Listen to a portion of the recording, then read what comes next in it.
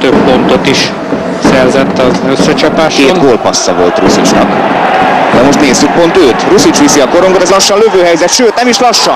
Bent van! Meg. Jól csinálta a hátvéd, keresztpasszot megakadályozta. És utána Játékosok ők inkább támadnak, ismét Erdősi. Finoman, gyönyörű passz, ez már nem érvényteleníti senki, azt hiszem. Orsó László nem vágodott be, nem volt szándékos lövő mozdulat, ezért csak belenyúl a kapus ott, majd utána bevágódik. Lehet, hogy még fölényes megugrás lenne, nem sietne vissza. De így gyönyörű Erdősi, meghúzza a cselt, ott a lehetőség, ott a gól. Korsosan egyből visszafordulás, és tulajdonképpen egy rossz visszaérkezéssel besegít.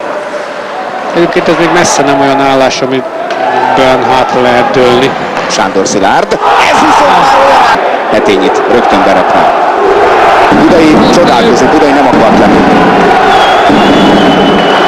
Az igazság, hogy Ladányi és Horváth korongozgat, ez is bent van! Hozzáért valaki véleményem szerint.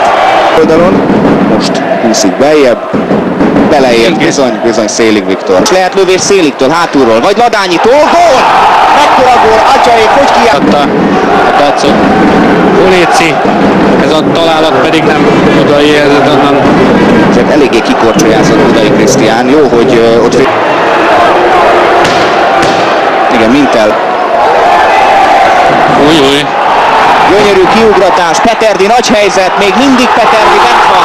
Valahogy emberhátrány akarják emelni a korongot, Horváth nemes egyszerűséggel lekapja, korong Ladányihoz kerül, Peterdi már azonnal kiugrik, mindjárt belekezdéssel tulajdonképpen földre vitte azonnal a címvédőt, és abszolút megérdemelten győzött.